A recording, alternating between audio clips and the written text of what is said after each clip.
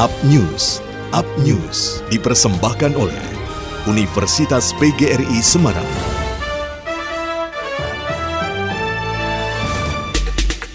Tidak seperti Kabupaten Semarang, pemerintah Kota Semarang belum berencana menutup pasar tradisional untuk menekan penyebaran angka COVID-19 yang saat ini masih tinggi. Langkah antisipasi berupa sterilisasi lebih diutamakan agar perekonomian tetap berjalan. Kepala Dinas Perdagangan Kota Semarang, Fravarta Satman, menjelaskan, langkah menutup pasar tradisional di Semarang belum akan dilakukan oleh pemerintah Kota Semarang dan Dinas lebih memilih untuk melakukan sterilisasi pasar agar tidak terjadi penularan COVID-19.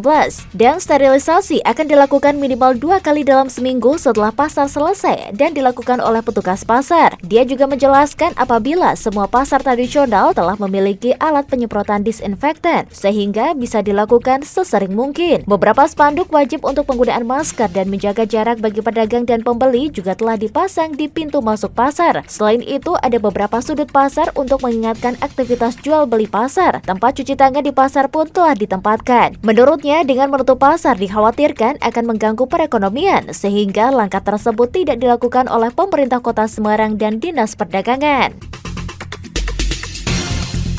Penutupan ruas jalan di Kota Semarang selama PPKM darurat terus bertambah. Kepala Disub Kota Semarang, Endro P. Martanto, mengatakan saat ini total ada 40 ruas jalan yang ditutup dan sebanyak 17 ruas jalan diantaranya baru saja ditutup. Dari 17 ruas jalan tersebut, 3 diantaranya merupakan jalur kota, yaitu Jalan MH Tamrin menuju Pandanaran yang dialihkan ke Kampung Kali, Jalan Sugio Pranoto menuju Tugu Muda dialihkan ke Jalan Indra Prasta, Jalan Dr. Sutomo atau Simpang Pasar Kembang menuju Tugu Muda dialihkan ke Jalan Cokro Abinoto. Endro mengatakan nantinya dari hasil evaluasi apabila diperlukan adanya penambahan penutupan jalan maka akan ditambah. Dari data Satgas COVID-19 Kota Semarang, tingkat mobilitas ada kecenderungan turun kurang dari 25 hingga 30% atau zona kuning. Menurutnya, pemerintah Kota Semarang juga menargetkan tingkat mobilitas mencapai zona hijau dan hal tersebut dapat tercapai apabila mobilitas masyarakat Kota Semarang dapat dikurangi.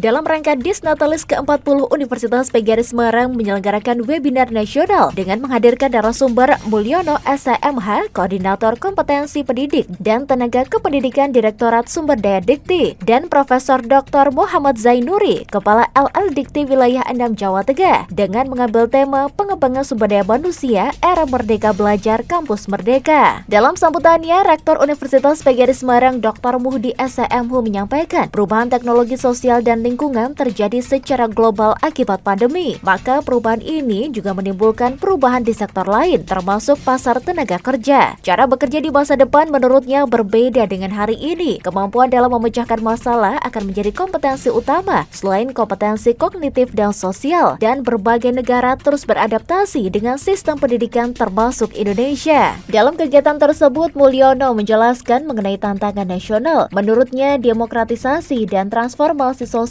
kesenjangan, kemiskinan, pemenuhan kesehatan, capaian pendidikan, kebutuhan dasar pangan dan sandang masih banyak bergantung impor, ketersediaan infrastruktur yang belum memadai, serta industri ekstraksi belum berkembang, dan hasil tambang banyak yang belum diolah di dalam negeri. Arah kebijakan dan strategi Dijen Pendidikan Tinggi pertama, meningkatkan angka partisipasi pendidikan tinggi. Kedua, menguatkan mutu dan relevansi pendidikan tinggi. Ketiga, menguatkan mutu dosen dan tenaga kependidikan. Keempat, menguatkan sistem tata kelola Dijen Pendidikan Tinggi. Muhammad Zainuri juga menjelaskan materi dengan judul pengembangan sumber daya manusia era Merdeka Belajar Kampus Merdeka tentang mengapa perlu Merdeka Belajar Kampus Merdeka serta memenuhi tuntutan kebutuhan DUDI, menyiapkan mahasiswa dalam dunia kerja yang memiliki keterampilan multidisiplin ilmu. Mahasiswa juga dapat meraih capaian pembelajaran mencakup aspek sikap, pengetahuan, dan keterampilan. Mahasiswa juga dapat diberikan kebebasan mengambil SKS di luar program studi bahkan luar perguruan tinggi, serta mendorong proses pembelajaran di perguruan tinggi yang semakin otonom dan fleksibel, serta menciptakan kultur belajar yang inovatif, tidak mengengkang, dan sesuai dengan kebutuhan mahasiswa.